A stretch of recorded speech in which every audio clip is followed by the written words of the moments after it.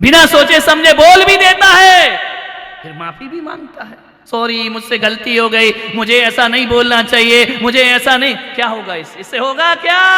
कुछ होने वाला नहीं मेरे भाई। कितना भी माफी मांगो, कितना भी सॉरी बोल दीजिए, कितना भी क्षमा मांग लीजिए, मुंह से जो शब्द निकल गया वो कभी लौट करके वापिस नहीं आता। और एक बात ध्यान रखना, पत्थर से पड़ा हुआ घाव मिट जाता है, लेकिन वाणी से बोला हुआ घाव जिंदगी भर मिटता नहीं। लाख कोशिश कर लो, कितना भी बोल दो कि मुझसे गलती हो गई माफ कर दो, सामने वाला कर भी देगा, लेकिन तुम्हारी वाणी का घाव मिटने वाला नहीं। इसलिए बहुत सोच समझकर बोलने का प्रयास करो। एक वो बंदर देखा तुमने? टीवी पे देखा होगा, इंटरनेट पे देखा होगा, डिस्कवरी पे देखा होगा। वो होता ना, वो बिल्कुल काला, हा? सब याद है इनको, चिंपैंजी, गोरिल्ला। ध्यान रखना, क्योंकि ये शब्द घर में रोज सुनते हैं तो वो याद रहते हैं। ध्यान रखिए, विचार करना। मैंने सोचा, मैंने देखा कि वो जो गोरिल्ला है, जो चिंपैंजी है, वह बिल्कुल मनुष्य की तरह है। ध्यान रखना, उसको देखकर तो डार्विन ने थ्योरी बना दी ना कि मनुष्य बंदर का विकास है। ध्यान रखना, वैसे ही चलता है, वैसे ही बोलता है, बच्चों को वैसे ही उठाता है। माँ जो होती है स्तनपान कराती है, आप जाओगे तो हाथ भी मिलाएगा, आपके सिर पे हाथ भी फेर देगा, आपको गले भी लगा लेगा। इनका ये बंदर सब कुछ कर रहा है मनुष्य की तरह, फिर ये मनुष्य क्यों नहीं बन गया? ये बंदर क्यों बन गया? ये गोरिल्ला क्यों बन गया है? मैंने उसकी तरफ देखा तो मैंने सोचा, क्या वजह है कि ये बंदर है, वो क्या वजह है कि हम इंसान हैं। उसके हार्मोन्स देखो, उसके जीन्स देखो, तो ध्यान रखना 98 जीन्स गोरिल्ला के और मनुष्य के एक से हुआ करते हैं। बस दो चीज की उसमें कमी है, वो दो चीज तुम में ज्यादा है। पहली चीज कि वो आदमी की तरह बोल नहीं सकता, और दूसरी चीज आदमी की तरह सोच नहीं सकता है। ध्यान रखना। तो डूंगरपुर वालों, मैं आपको कह रहा हूं कि यदि आप भी आदमी की तरह बोलना भूल गए और आदमी की तरह सोचना भूल गए तो आप भी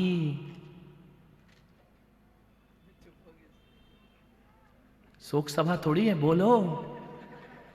आप भी दो चीज नहीं, तुम्हारी बात नहीं कर रहा हूं, केशरिया जी वालों की बात कर रहा हूं।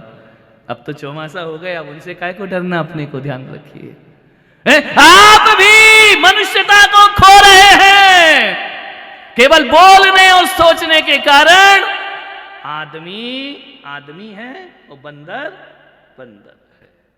अच्छा बोलो, मीठा बोलो। कल मैं बरदान स्कूल में था, वहां के संस्थापक सुंदर जी, उन्होंने बताया कि हमारा स्कूल शिक्षा से ज्यादा संस्कारों पर ध्यान देता है।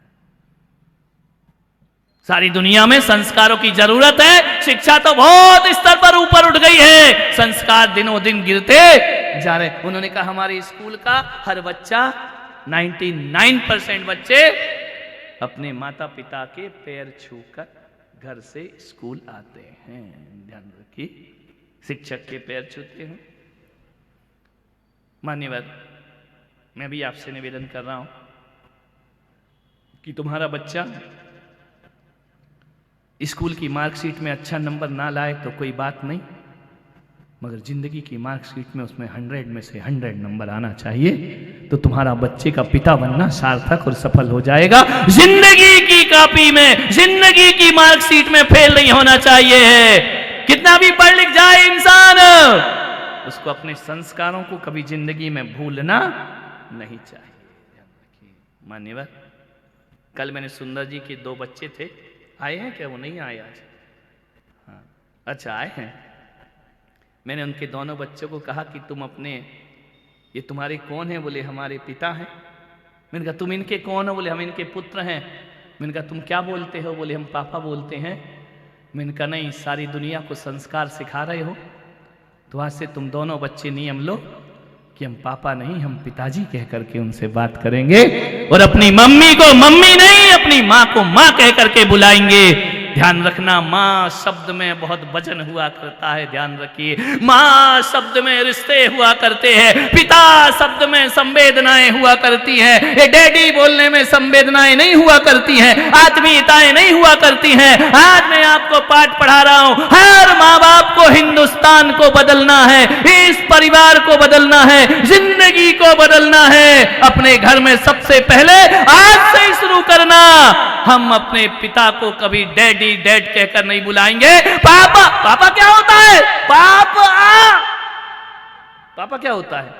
पापा। आपको काय को बुला रहे हैं मेरे भाई? ध्यान रखना अपने घर में। मम्मी का क्या अर्थ होता है? मिस्र की मरी हुई लाश। ध्यान रखना, इसमें कौन से संबंध है? मोम कहने में ध्यान रखिए, सबसे पहला संबंध यही होना चाहिए। हर बच्चा, हर बेटी, हर बहू अपने से बड़ों को, अपने ससुर को और अपने पिता को पिता कह करके संबोधन करे। मैं कहता हूं ये वाणी तुम्हारे जीवन में के लिए एक बहुत बड़ा धर्म ग्रंथ बन करके तैयार हो जाए। पिताजी कह करके बुलाओ, माता कह करके बुलाओ, माँ कह करके बुलाओ।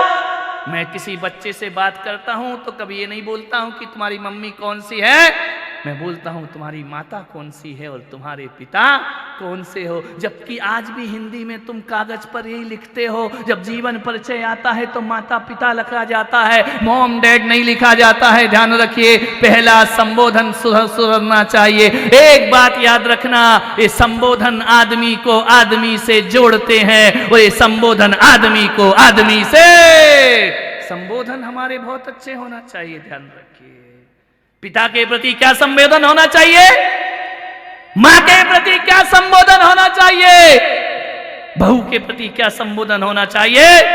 मान्यवर, बात बहुत छोटी है लेकिन समझ सको तो बात बहुत बड़ी हुआ करती है। एक बार जरा घर में 1-2 दिन तो शर्म लगेगी तुमको, क्योंकि जिंदगी पापा पापा डैड डैड कह के बीत गई।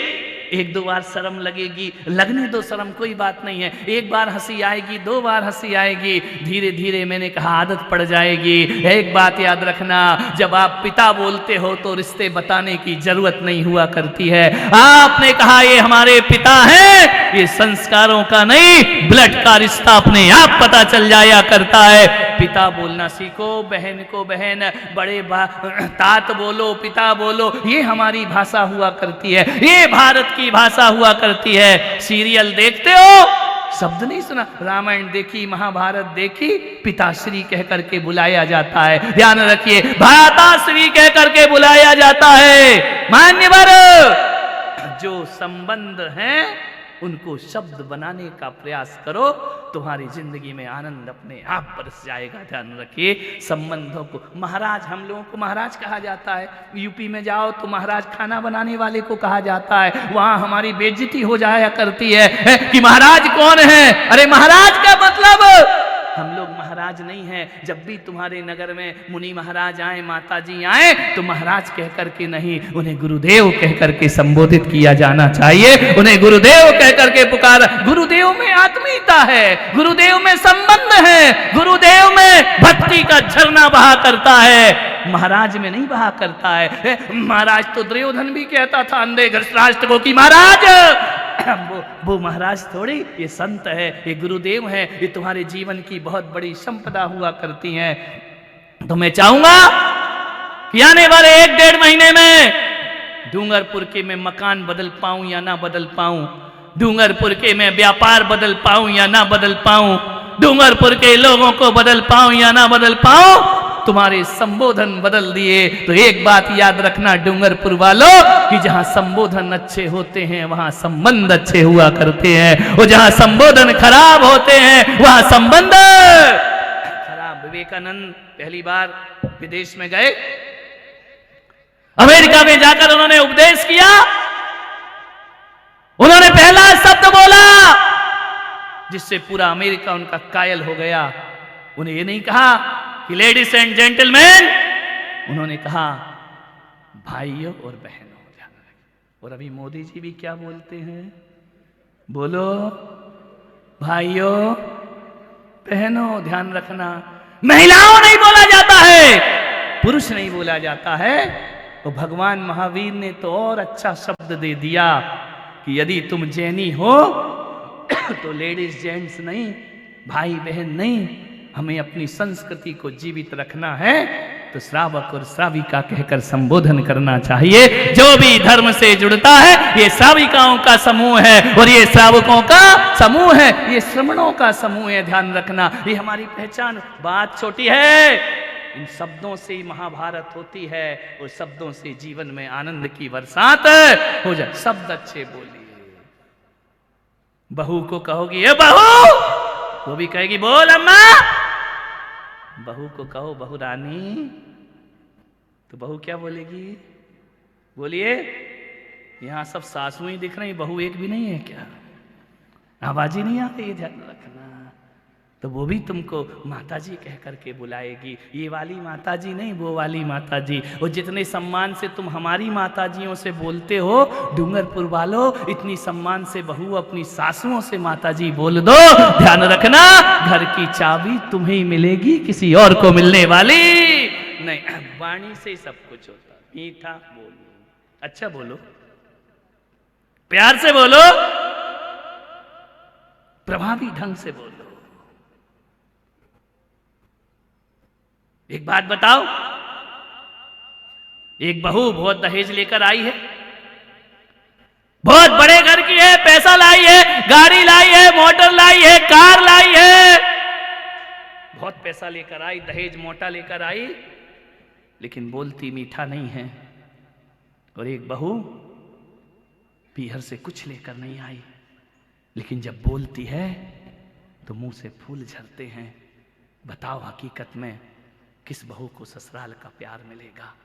ज्यादा दहेज लाने वाली बहू को या फूल सी वाणी बोलने वाली बहू को दहेज प्यार मिलेगा? बोलिए, आपसे निवेदन है, आप अम्माओं बताओ, सासुओं बताओ, कैसी बहू चाहिए?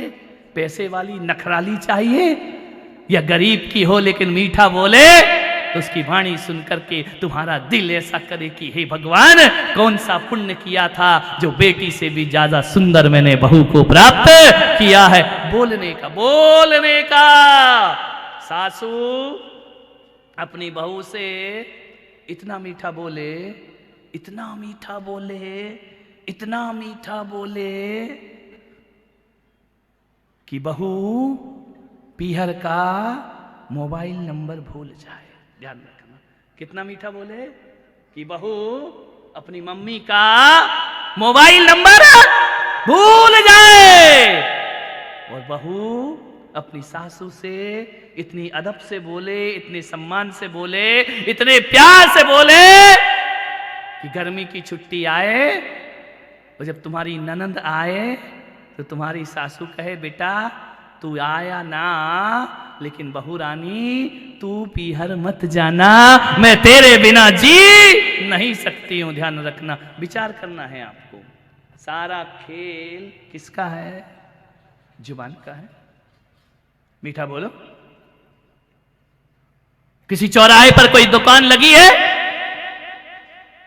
एक ही दुकान बहुत चलती है, एक की दुकान में बोहनी बट्टा नहीं होता, माल वही है, रेट वही है, स्थान वही है, मौके की दुकान है, एक की बहुत चलती और एक की बिल्कुल नहीं चलती है। ये किस्मत का दोष है या व्यवहार का दोष है? बोलिए, हर चीज किस्मत पे मत डालो। जो बड़ा व्यवहारिक होता है ना, जो अपनी दुकान पर आए हुए ग्राहक को भगवान समझता है, मैं कहता हूं उसकी दुकान में सुबह से शाम तक भीड़ रहा करती है। और जो दुकान में आए हुए व्यक्ति से मीठा नहीं बोल सकता है, उसकी दुकान ठप होने में ज्यादा देर नहीं लगती है। वाणी का ही सब खेल है, ध्यान रखना। माल हल्का हो, बोलने वाला वजनदार हो तो हल्का माल भी बिक जाता है, और माल भारी हो और बोलने वाला हल्का हो तो कहते हैं ना कि बोलने वाले की मिट्टी भी बिकती है और नहीं बोलने वाले का सोना भी बिकता नहीं। सारी कला किसकी है? बोलने की। ध्यान, बोलना सीखिए, विचार करिए। महिलाओं से पूछूंगा, जीवन में स्मार्टनेस का ज्यादा महत्व है या बोलने का? तुम कितनी सुंदर दिखती हो, इसका महत्व ज्यादा से ज्यादा 20% होगा, 80% काय का महत्व है? बोलिए, बोलने का महत्व है ना। एक लड़की बहुत सुंदर है, बहुत खूबसूरत है, परियों जैसी है, स्वर्ग से आई हुई अप्सराओं जैसी है, लेकिन बोलती बुरा है, अच्छी लगेगी? बोलो। और एक वो है जो ज्यादा सुंदर नहीं है लेकिन बोलती बहुत मीठा है, अच्छी लगेगी? बोलो। लिपस्टिक लगाने से जीवन सुंदर होता है या मीठा बोलने से जीवन सुंदर होता है? मैं आपसे पूछ रहा हूं, कौन होता है सुंदर? लिपस्टिक लगा के भी यदि अंगार उगले तो उस महिला के पास कोई बैठने को तैयार नहीं होगा, लेकिन बिना लिपस्टिक लगाए काले ओंठ वाले भी यदि फूल झराती है तो हर कोई उसके साथ बैठने को तैयार हो जाया करता है, उसके साथ रहने को तैयार हो जाया करता है। विचार करिए, ओंठ लाल करो या ना करो, आदमी की, महिलाओं की वाणी बहुत मीठी होना चाहिए, ध्यान रखना, इतनी मधुर वाणी होना चाहिए। लता मंगेशकर शायद बहुत सुंदर महिला नहीं थी, बहुत खूबसूरत नहीं थी, लेकिन आवाज में वो दम थी कि हर आदमी उसकी आवाज को सुनने के लिए बेताब रहा करता था। वाणी अच्छी होना चाहिए। बोलो, लिपस्टिक जरूरी है या मीठा बोलना? बोलो। तो लिपस्टिक के लिए काहे को मरी जाती है तुम लोग? ध्यान रखे। एक बात बताओ, विचार करो, सोचो, यदि लिपस्टिक से ओंठ सुंदर होते हैं, तुम लोग जरा ध्यान देना रे, लिपस्टिक से ओंठ सुंदर होते हैं, लिपस्टिक ही आकर्षण का केंद्र है, तो एक बात का उत्तर दे दो मुझे, डूंगरपुर की श्राविकाओं, मैं आपसे उत्तर चाहता हूं, यदि लिपस्टिक में आकर्षण है तो फिर तुम बिना लिपस्टिक वाले पे मरती काहे को? ध्यान रखिए, ये किस पे मरती हैं? बोलो। तुम लोग तो नहीं लगाते ना, नहीं लगाते, फिर भी तुम्हारे बिना लिपस्टिक वालों पे माँ बाप को छोड़ के भाग जाया करती हैं। ध्यान रखिए, इसका मतलब है लिपस्टिक सौंदर्य नहीं है, सौंदर्य तो आदमी की जुबान होती है। मीठा बोलो, जीवन में आनंद बरस जाए।